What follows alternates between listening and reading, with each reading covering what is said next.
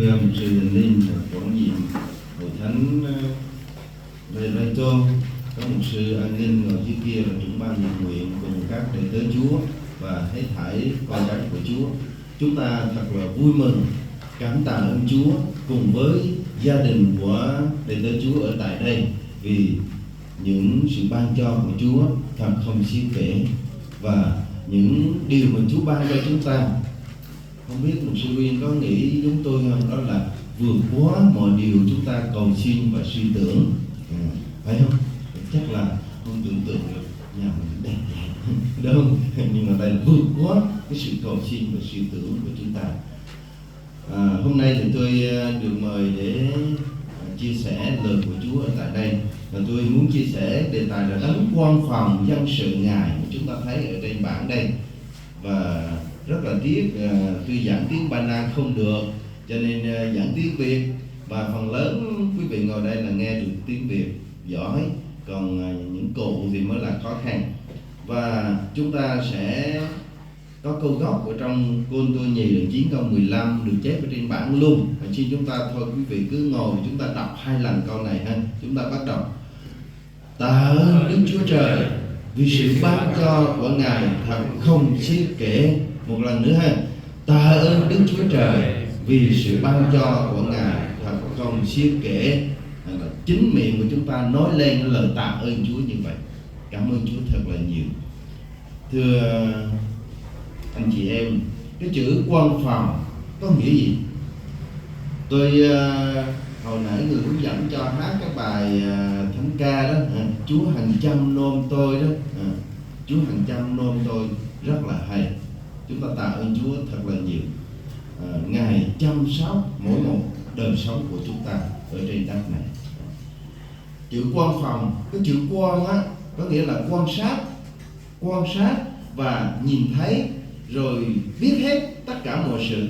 Chữ quan đó là nhìn thấy, và chữ phòng á có nghĩa là phòng bị, đó là chuẩn bị mọi sự. Và hai chữ này viết chung với nhau là quan phòng, có nghĩa là gì? Chúa thấy hết mọi sự, và Chúa biết hết mọi nhu cầu. Chúa chuẩn bị mọi sự cho tạo vật của Ngài, nhất là dân sự của Chúa. Chúng ta thấy chữ quan phòng có cái nghĩa đó. Chúa thấy hết tất cả mọi sự. Và trong cái bài thánh ca 674 trong tiếng Việt á, thì bài đó có tựa đề là hãy đến các ơn phước Chúa ban. Lời nó hay lắm anh chị em. Có cái điệp khúc nó rằng: xin anh đến các phước lành Cha luôn ban, xin anh hãy kể ra ơn lành từng tên, hãy đếm ơn trên, hãy kể tên lên ân, chắc chắn anh sẽ thấy các công tác Cha đang làm. Chúng ta ngồi, chúng ta đếm lại những cái ơn mà Chúa ban cho chúng ta là trước quá khứ mà mới đếm được chứ. Chúa ban rồi chúng ta mới đếm 1 ơn, 2 ơn, 3 ơn, 4 ơn, 5 ơn, kể ra đi, kể hết không? Không kể xiết, hiểu thấy không? Không kể xiết có nghĩa là kể không hết những cái ơn lành mà Chúa ban cho chúng ta. Cho nên chúng ta tạ ơn Chúa thật là nhiều. Như cái câu gốc mà chúng ta thấy đó: chắc chắn anh sẽ thấy các công tác Cha đang làm.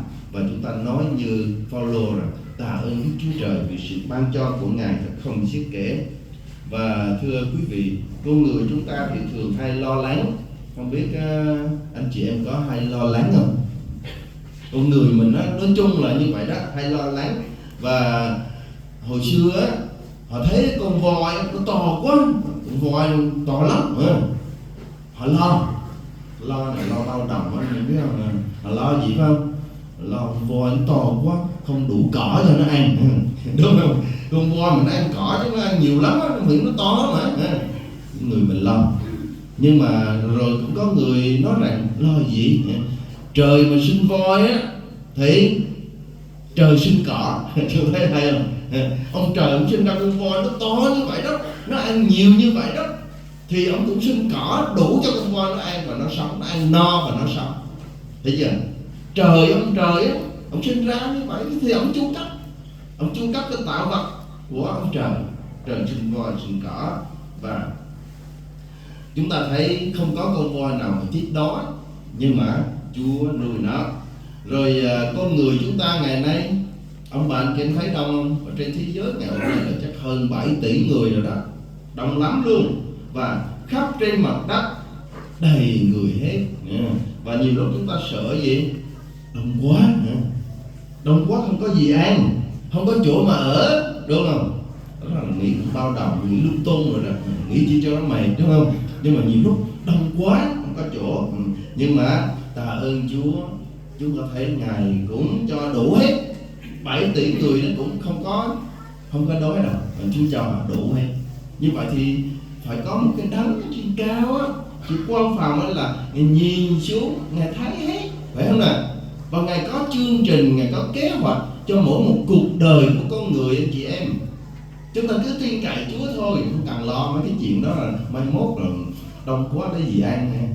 Thậm chí chúng ta thấy có nhiều gia đình đông con, phải không? Ví dụ như gia đình sư Uyên là ít nè, gia đình của ông sư Lên là đông nè, phải không?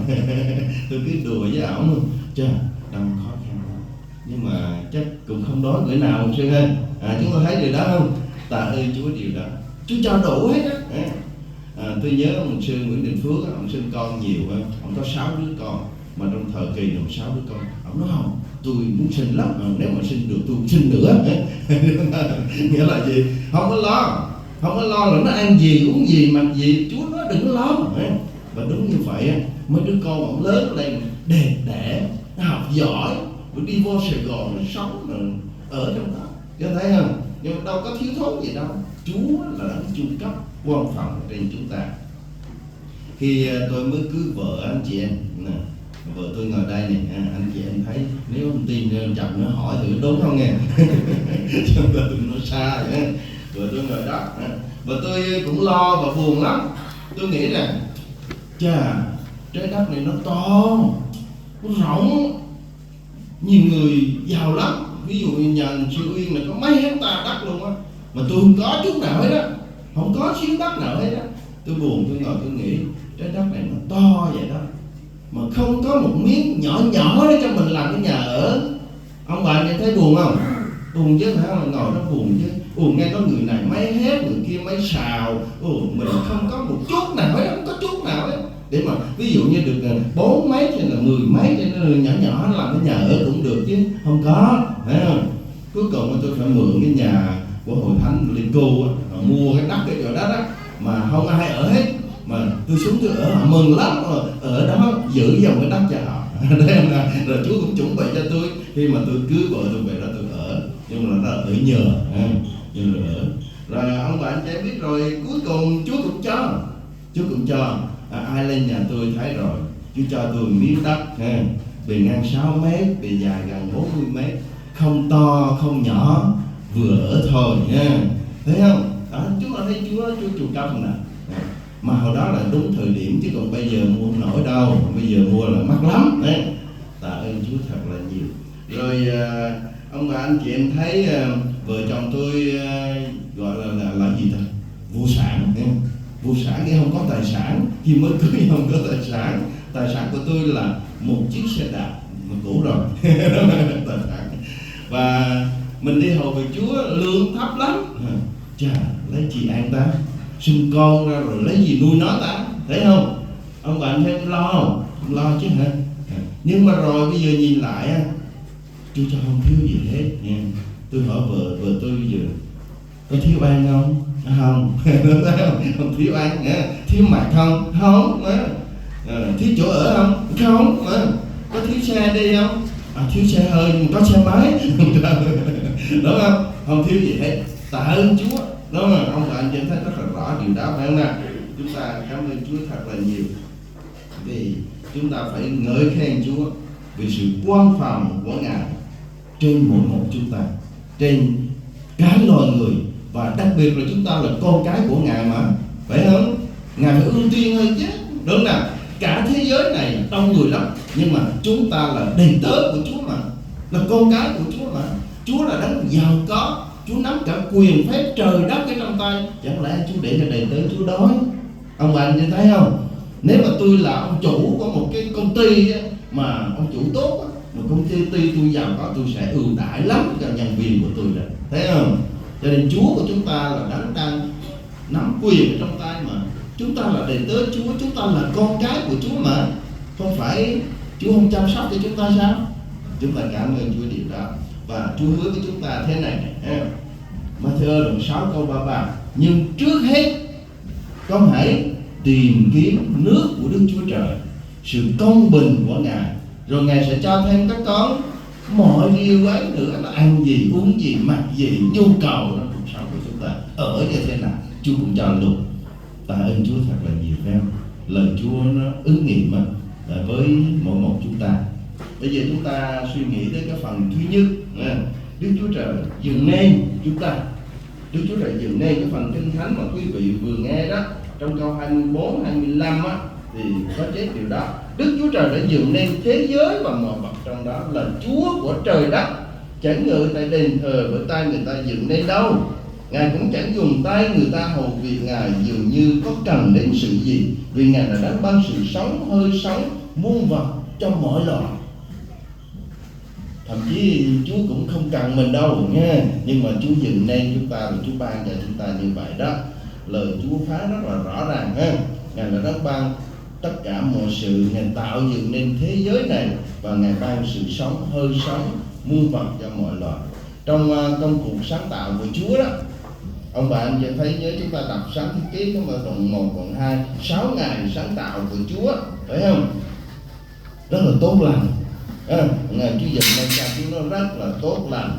Nhưng mà chúng ta thấy sau đó thì Chúa dựng nên 5 ngày rồi, Chúa dựng nên hết rồi. Con người mình dựng nên lúc nào anh chị em? Cuối cùng, phải không? Con người chúng ta được dựng nên cuối cùng. Ngài dựng nên hết mọi thứ rồi, xong Chúa mới dựng nên con người chúng ta. Ông Adam và Eva được dựng nên có hơi sống, là đứng lên cho thấy ô trái cam nó chín rồi nè, hái là ăn liền thôi, đúng không? Ô trái cây nó ngon này, đúng, hái ăn liền thôi. Chứ nếu mà dựng nên trước á, thì mà khi ông bà đói bụng cái Chúa chưa kịp dựng mấy cái kia là không có ăn, đúng không? Nhưng mà thì chúng ta thấy Chúa gì? Chúa chuẩn bị chu đáo không? Chúa làm hết sao rồi cái Chúa mới dựng nên con người mình có sẵn, đúng không? Giống như Phu-ni, vợ chồng Phu-ni cũng vậy. Trước khi sinh em bé thì sao, có chuẩn bị không? Có, phải không? Đủ thứ hết rồi đã chuẩn bị. Em bé vừa que ra đời, lấy áo mặc vô, lấy đồ mặc vô, có sẵn hết rồi, phải không? Cho nên chúng ta thấy trước khi Chúa dựng nên con người, Chúa dựng nên mọi vật cho con người chúng ta ở. Chúng ta cảm tạ ơn Chúa điều đó nha. Và Chúa là nguồn của sự sống, Ngài ban sự sống, hơi sống cho mọi loài. Chỉ có Chúa mới là đấng có quyền đó anh chị em. Và dựng nên loài người chúng ta cách đặc biệt. Loài người chúng ta Chúa dựng nên bằng bụi đất, lấy đất nắng lên hình người. Rồi gì nữa? Hà sanh khí vào lỗ mũi thì người trở nên một loài sanh linh. Sanh linh tức là một loài có cái linh hồn sống. Cái sanh khí đó là sự sống của Chúa đó. Hà vào con người chúng ta vào. Cái sự sống của Chúa là sự sống đời đời. Không bạn vậy thấy không? Như vậy thì con người chúng ta là nó là cái linh hồn của chúng ta là đời đời, thì nó là sự sống của Đức Chúa Trời. Cho nên nếu chúng ta tin Chúa sẽ được vào trong thiên đàng đời đời với Chúa. Còn nếu chúng ta không tin Chúa thì sao? Ở dưới địa ngục bao lâu? Cũng đời đời, thấy chưa? Kinh khiếp không? Cho nên chúng ta tạ ơn Chúa vì chúng ta tin nhận Chúa Giêsu. Và không có một cái loài nào trên đất này giống như loài người chúng ta hết, phải không ạ? Các anh chị em nhìn thử có cái loài nào không? Con sư tử thì chúa tể Sơn Lâm mà, mày chúa tể Sơn Lâm mà bao nhiêu năm rồi không biết làm cái nhà ở nữa, đúng không? Đúng không? Còn con người mình bay lên tới mặt trăng rồi đó, thấy không? Giỏi quá, vân vân. Cho nên chúng ta tạ ơn Chúa vì sự ban cho của Ngài. Rồi chúng ta cũng tạ ơn Chúa vì ơn cứu chuộc mà Ngài ban cho chúng ta qua Chúa Giêsu. Chúa cứu chúng ta khi chúng ta phạm tội, và Ngài đã ban con một Ngài đến để chết thay để cứu chuộc chúng ta. Cái ơn đó quá lớn anh chị em. Trong Kinh Thánh có nói này, Ngài đã dùng ngón tay của Ngài để tạo dựng nên thế giới này, muôn loài vũ trụ. Nhưng mà cũng có nói là Ngài đưa cánh tay của Ngài ra để cứu chuộc con người chúng ta. Như vậy thì công trình cứu chuộc còn lớn hơn cả công trình sáng tạo nữa anh chị em. Chúng ta tạ ơn Chúa điều đó. Bây giờ chúng ta qua phần thứ hai này, chúng ta suy gẫm này. Đức Chúa Trời định trước thì giờ đời người ta. Lời Chúa phán rất là rõ ràng. Đức Chúa Trời định trước thời giờ đời người ta. Nếu mà chúng ta ra nghĩa địa, chúng ta thấy hả, tuổi nào đủ thứ tuổi hết, đúng không ạ? Có người chưa sinh ra khỏi lòng mẹ là chết rồi, cho như đó. Có người mới sinh ra, có người thiếu niên, thiếu nhi, thanh niên, trung niên, tráng niên, lão ông, lão bà chết ở trong đó, không biết được, không giống nhau, phải không anh chị em? Và người đời thì họ thường nói là nếu một người gặp hoạn nạn gì đó và chết á, người ta nói là tới số. Người Ba Nam mình có nói tới số không ta? Tới số, thằng nó tới số rồi đó. Mà lạ lắm á, tôi nhớ ở quê tôi có cái ông cũng tội lắm á, ông bị câm nè, ông đi giữ bò này biết không? Ông đứng sát cái trong lề đó, từ những xe chạy vô tông ông chết. Tức là ông đâu phải ông đi ngoài đường đâu, ông đứng trong lề. Thậm chí có người ngủ ở trong nhà, mình xe vô nó tông, nó tìm mình nó tông á, rồi cũng chết. Như vậy thì người ta kêu tứ số. Nhưng mà thưa anh em, ai là người nắm cái số đó biết không? Họ nói là họ không tin Chúa, họ nói tứ số. Nhưng mà chúng ta biết là ông trời là đấng đã định cái số đó, sống tới đó thôi phải chết. Cho nên Đức Chúa Trời chúng ta cầm quyền, và Chúa Giêsu nói là Ngài cầm quyền sự sống và sự chết ở trong tay của Ngài. Chúng ta tạ ơn Chúa điều đó. Và Kinh Thánh dạy chúng ta rằng Đức Chúa Trời định trước thì giờ đời người ta, nghĩa là Ngài cho tôi được sống bao nhiêu năm, rồi khi nào tôi chết Chúa biết, nhưng mà tôi chưa biết, thấy không? Chúng ta thấy điều đó, và đó cũng là niềm an ủi cho chúng ta đó anh chị em. Khi nhất là trong khi đánh tang, thấy không? Khi một người chết chúng ta đó đem ý Đức Chúa Trời, Ngài đã đem anh chị em chúng ta đó về với Chúa. Chúng ta cảm ơn Chúa điều đó. Về điều này thì chúng ta tạ ơn Chúa cho chúng ta còn sống ở trên đất, phải không? Chúng ta đang ngồi đây, người còn sống ở trên đất, và Chúa cho chúng ta còn sống. Có người sống đến tuổi già rồi, và có người trung tráng niên, vân vân, đủ mọi lứa tuổi hết. Và mục sư Uyên thì chắc cảm tạ ơn Chúa vì ông bà thì Chúa cho sống tới tuổi trung niên rồi đây. Không biết có cảm ơn Chúa cho mình còn sống không? Chắc có chứ ha, mình còn sống, tạ ơn Chúa như vậy đó. Và thưa anh chị em, Chúa cho chúng ta có thời gian ở trên đất này để làm gì đây? Để hầu vị Chúa, làm tín hiển danh Chúa ở trên đất này, để mở mang nước của Chúa. Chúa cho chúng ta sống trên đất này có mục đích, có lý do, chứ không phải là cuộc sống vô nghĩa đâu.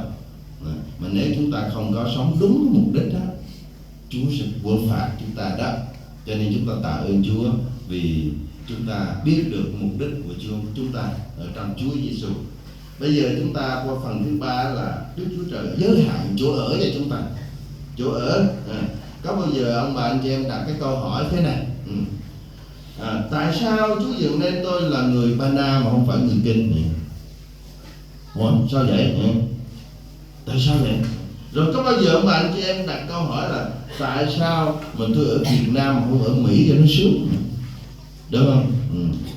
Rồi tại sao mà có người bỏ Việt Nam đi qua Mỹ ở? Vân vân, có thấy không? Con người chúng ta mà. Rồi tại sao mà Chúa cho tôi sinh ra lớn lên ở tại Gia Lai, ở xã Gừa La, Sa Lát này, mà không ở Sài Gòn hay ở Hà Nội cho nó sướng, đúng không? Câu hỏi đặt ra nó rất là nhiều, và câu trả lời đó là gì? Đó là ý muốn của Đức Chúa Trời cho anh em là vậy đó, phải không? Câu trả lời đó thì không ai cãi được đâu.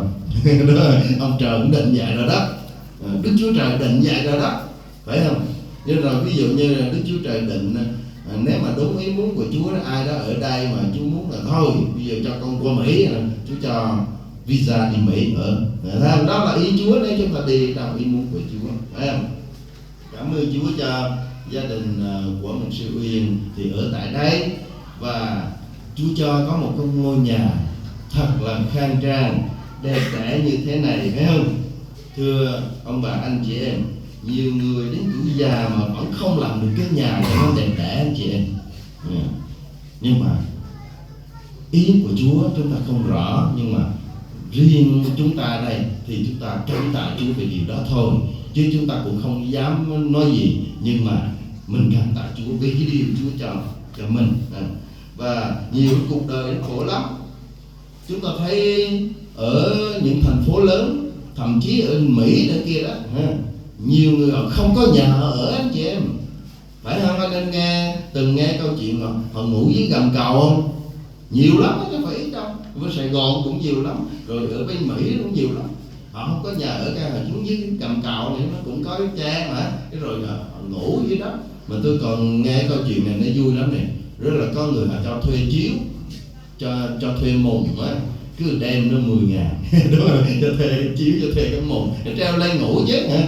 Ngủ ở dưới gầm cầu, tội không? Và những người đó người ta gọi là gì? Vô gia cư. Ở bên Mỹ người ta gọi là vô gia cư, không phải tội vậy đó. Rồi nhiều người phải thuê nhà mà ở. Thuê nhà ở thì đâu có được thuê cái nhà to như vậy đâu, tiền đâu trả cho nổi. Thuê cái nhà nhỏ nhỏ thôi, chật chội lắm mà ở. Nhưng mà cái mà trả tiền thuê nhà đó cũng là một gánh nặng đó anh chị em, đúng không? Gánh nặng lắm á. Cho nên chúng ta thấy chúng ta có cái nhà, ở trong cái nhà này, nó rộng sướng ghê, có cái sân đồ, cái vườn đồ, đủ thứ hết nè. Đúng là không kể xiết được những ơn phước Chúa ban. Anh chị em thấy không? Nhiều lúc chúng ta nhìn đó mà chúng ta tạ ơn Chúa, chứ không phải là nó tự nhiên đâu, không phải là chuyện đó là đương nhiên đâu. Chúng ta cảm ơn Chúa điều đó. Rồi chúng ta thấy đến thì chúng ta dâng lời tạ ơn Chúa. Cho nên xin Chúa cũng cho gia đình của ông bà sư Uyên ở trong cái căn nhà này nó đẹp nha, nhưng mà phải là hạnh phúc, ngập tràn tiếng cười, tiếng hát, tiếng đàn để ca ngợi Chúa trong căn nhà này. Người ta nói rằng căn nhà không làm nên mái ấm đâu, phải không? Cái giường đẹp á, nhưng mà nó không làm nên giấc ngủ ngon đâu, đúng không? Cho nên chúng ta thấy vấn đề là chúng ta sống ở trong căn nhà đó, hạnh phúc, tiếng đàn, tiếng hát, tiếng ca ngợi Chúa, lời Chúa ở trong căn nhà này, sự cầu nguyện ở trong căn nhà này. Cho nên xin Chúa ban cho chúng ta có được điều đó. Bây giờ thứ tư, chúng ta sẽ đáp lại sự quan phòng của Chúa. Câu 27 trong phần Kinh Thánh này nói rằng: hãy hầu cho tìm kiếm Đức Chúa Trời và hết sức rồi tìm cho được, dẫu Ngài chẳng ở xa mỗi một người trong chúng ta. Chúa cho chúng ta có thì giờ còn sống trên đất. Chúa cho chúng ta có chỗ ở trên đất. Để làm gì? Mục đích thế này: tìm kiếm Đức Chúa Trời và hết sức rồi tìm cho được, dẫu Ngài không ở xa mỗi một người trong chúng ta. Cho nên chúng ta phải suy gẫm là đáp lại sự quan phòng của Chúa, chúng ta phải làm gì đây? Chúng ta phải hết lòng tìm kiếm Chúa, phải tìm cho được. Và Ngài ở đâu anh chị em? Ngài chẳng ở xa mỗi một người trong chúng ta, có nghĩa là Chúa là đấng toàn tại, Chúa ở khắp mọi nơi, chỗ nào cũng có Chúa hết. Vậy đó mà có người không tìm được Chúa đó, phải không? Chỗ nào cũng có Chúa hết, nhưng mà có người không gặp Chúa, không biết Chúa, không tin Chúa Giêsu. Cho nên đó là cái điều đáng buồn của nhiều người. Nhưng mà chúng ta cảm ơn Chúa vì Chúa cho chúng ta biết Chúa, tin Chúa. Đó là cái ơn phước Chúa ban cho chúng ta. Cho nên chúng ta biết ơn Chúa thì chúng ta hết lòng thờ phượng Chúa và có mối tương giao thật là thân thiết với Chúa, giống như con đối với cha yêu thương của mình vậy đó. Chúng ta tin Chúa, biết Chúa, chúng ta cảm ơn Chúa cả cuộc đời chúng ta dành cho Chúa.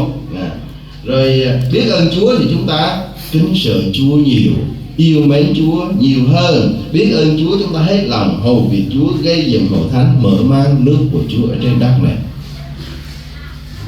Hôm qua tôi có giảng cho hội thánh về có hai người họ hầu việc Chúa vì biết ơn Chúa. Đó là bà Marie Magdalene. Ông bà anh em nghe bà này quen không? Quen lắm phải không? Bà tên là Marie, nhưng mà cái Magada đó là cuối cùng đổi là Marie Magdalene để phân biệt với bà Marie khác. Thì bà được Chúa đuổi quỷ ra khỏi bà. Quỷ ám nó kinh khiếp lắm, được Chúa giải phóng nó, cho bà đuổi quỷ ra khỏi bà. Cuối cùng bà yêu mến Chúa, biết ơn Chúa và thờ phượng hầu việc. Bà đi theo cái đoàn truyền giáo của Chúa Giêsu.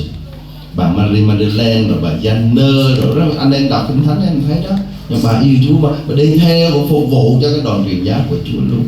rồi Chúa bị chết, Chúa cho mờ sáng ra, bởi vì Chúa lắm, bà chạy ra mộ, bà tìm để mà chức dầu thơm cho Chúa. Thấy không? Phụ nữ vì sao vậy? Biết ơn Chúa anh chị em, và hầu việc Chúa. Rồi có cái ông người bị quỷ ám ở là không đề tên ở tại Gerase đó, chúng ta nhớ không? Thì quỷ dữ sống trong nghĩa địa ám ổng, sau này Chúa đuổi quỷ ra khỏi ông, nhập vô bầy heo đó. Sau đó ông bình tĩnh lại, bận đồ đẹp vô đường hỏi: Chúa ơi, xin Chúa cho con đi theo Chúa luôn để con hầu việc Chúa. Nhưng mà Chúa không cho, chúng ta nhớ không? Chúa không cho. Không, con phải về làng con á, con có về chỗ con ở á, con thuật lại những điều người ta làm cho con á, tức là làm chứng lại những điều mà Chúa làm cho con á, để những người ở trong làng con, những người bạn của con, họ cũng được biết, họ cũng tin Chúa nữa. Cho nên Chúa có chương trình cho mỗi một cuộc đời như vậy đó. Cho nên chúng ta biết ơn Chúa hết lòng, hầu việc Chúa là như vậy đó anh chị em, không có tính toán gì hết. Tạ ơn Chúa giải cứu chúng ta ra khỏi tội lỗi, khỏi ma quỷ, ban chúng ta sự sống đời đời, từ nơi tối tăm đến nơi sáng láng, từ địa ngục đến thiên đàng. Sung sướng quá đây thôi nha. Cho nên bây giờ Chúa ơi, con quyết tâm con đi theo Chúa để con hầu việc Chúa. Chúa muốn con ở nhà để làm chứng về Chúa, dạ con vâng lời Chúa, vâng. Cho nên chúng ta cảm ơn Chúa rất là nhiều. Gia đình của ông bà mục sư Uyên ở đây nhiều điều cảm tạ Chúa lắm, và đặc biệt là gia đình lớn của ông bà và cố mục sư Úy, phải không? Chúng ta nhìn lại mà chúng ta thấy ơn phước Chúa ban. Mục sư Úy trọn đời hầu việc Chúa, rồi Chúa cho mục sư Uyên hầu việc Chúa, mục sư Dâm hầu việc Chúa trong gia đình của mình. Chúng ta tạ ơn Chúa thật là nhiều, và cảm ơn Chúa vì Chúa cũng ban cho phần vật chất của anh chị em chúng ta không thiếu thốn gì, thấy không? Không thiếu thốn gì. Khi mà mọi người chưa có xe ô tô, tôi thấy mục sư Uyên có xe rồi nha, đúng không? Xe đẹp nữa chứ. Rồi ông cũng chở tôi đi mấy lần nha. Chúng ta tạ ơn Chúa điều đó, đó điều Chúa cho đó, phải không? Rồi nhà cửa đẹp đẽ cũng là điều Chúa cho. Rồi ruộng đất, ruộng rẫy mênh mông Chúa cũng cho, tất cả đều là Chúa cho mình. Rồi chúng ta thấy ngày hôm nay ông bà mục sư Uyên còn có cái gì nữa anh chị biết không? Ông bà được lên chức á. Chức gì? Chức ông à? Đúng rồi. Lâu rồi chứ 3 tháng rồi này. Ông nội, bà nội, thấy không? Lên chức ông rồi đó. Tôi còn thua ông xa, tôi chạy chắc lâu lắm không kịp ông luôn á, nói chung chạy không kịp. Ông lên chức ông, tôi chưa có gì hết nha. Cho chúng ta thấy ơn phước Chúa cho thật là nhiều. Và hôm nay chúng ta cũng sẽ cầu nguyện dâng cháu bé lên cho Chúa luôn á. Cuối cùng là chúng ta phải nói như sứ đồ Phaolô nói rằng tạ ơn Đức Chúa Trời vì sự ban cho của Ngài không xiết kể. Không xiết kể nghĩa là kể không hết. Cái chữ xiết kể là kể không hết, kể cả ngày cũng không hết, kể cả tháng cũng không hết, để cho thấy không xiết kể, rồi nó không đủ số, vân vân. Như vậy thì chúng ta thấy ơn Chúa lớn lắm. Cho nên thưa anh chị em, nhận biết Chúa là đấng quan phòng ở trên mỗi đời sống của chúng ta thật bình an và trao phó mọi điều ở trong tay của Chúa, trong cái ơn thương xót của Chúa. Và chúng ta luôn cảm tạ ngợi khen Chúa vì ý muốn của Ngài đối với chúng ta là như vậy. Có nghĩa là Chúa muốn chúng ta luôn cảm tạ Chúa, luôn cảm tạ Chúa vì đếm không hết những ơn lành Chúa ban cho.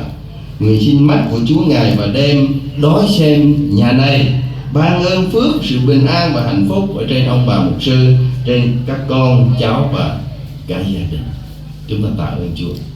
Và hôm nay thì mục sư Uyên có mời tôi đến đây để mà cầu nguyện, và cũng cầu nguyện dâng căn nhà mới này cho Chúa, cảm tạ và dâng nhà cho Chúa. Cho nên bây giờ chúng ta sẽ cầu nguyện dâng nhà ha. Tôi mời ông bà mục sư Uyên đứng lên ha. Đường Hoàng mời bà mục sư Uyên lên đây. Bà mục sư có tin chắc rằng đây là những điều mà Chúa ban cho mình không? Và ông bà mục sư có quyết định là dâng căn nhà này lên cho Chúa không? Cầu xin Chúa Ngài lắng nghe và Chúa ban phước cho ông bà khi ở trong căn nhà này. Bây giờ một lần nữa tôi xin kính mời Thánh Đồng đứng lên để chúng ta hiệp chung và cầu nguyện cảm tạ Chúa và dâng căn nhà này lên cho Chúa.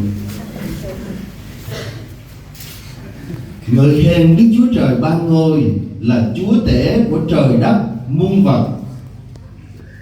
Ngài tể trị trên tất cả các nước, các dân, và Ngài có chương trình trên mỗi một cuộc đời của chúng con ở trên đất này.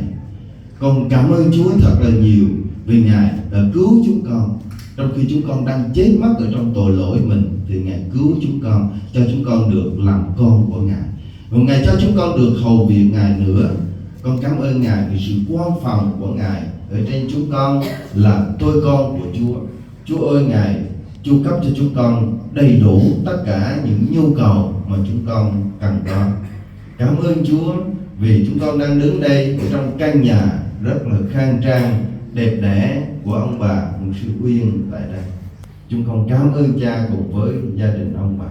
Ông bà bày tỏ sự cảm ơn Chúa qua buổi lễ sáng hôm nay. Cha ơi, theo điều mà ông bà đã muốn nói lên, cũng như tấm lòng của ông bà dâng lên sự cảm tạ Chúa, và cũng muốn dâng căn nhà này lên cho Chúa. Con cầu nguyện xin Chúa đẹp lòng, Chúa vui nhận, và Chúa luôn luôn ngự trong căn nhà này với ông bà ở tại đây. Ngài lắng nghe những lời ca tiếng hát, Ngài lắng nghe những lời cầu nguyện của ông bà, và xin Ngài cũng dạy dỗ qua lời của Chúa trong Kinh Thánh, để cả gia đình ở trong căn nhà này ấm cúng, hạnh phúc và phước hạnh tràn đầy Chúa ban cho, và cũng được ơn của Chúa hết lòng tiếp tục trong sự hầu việc Ngài. Chúng con cảm ơn Cha thật là nhiều. Con cung kính hiệp với các đệ tớ của Chúa, hiệp với hội thánh, và dâng căn nhà này của ông bà mục sư lên cho Đức Chúa Trời ban ngôi. Và Ngài cũng trao phó lại cho ông bà mục sư và gia đình ở trong căn nhà này, cai quản căn nhà này và sử dụng căn nhà này trong thánh ý của Ngài. Chúng con cảm ơn Cha thật là nhiều. Con tạ ơn Cha và hết lòng thành tâm chúng con cầu nguyện nhân danh Đức Chúa Giêsu Christ. Amen. Dạ, xin kính mời chúng ta đồng ngọc mời ông bà mục sư mời. Cho Chúa, và căn nhà này là căn nhà của Chúa, đúng không? Mà chúng ta là con của Chúa, hội thánh của Chúa, mình đến đây mình ở cũng được ha, bởi vì nhà Chúa mà, cho nên tự nhiên, đúng không? Rồi khi mà hội thánh cần thì tôi nghĩ ông bà cũng sẵn lòng về căn nhà này dâng cho Chúa. Rồi sau hôm nay chúng ta cũng sẽ có một thời giờ để cầu nguyện dâng con của cháu Phương Ni cho Chúa. Xin mời người hướng dẫn.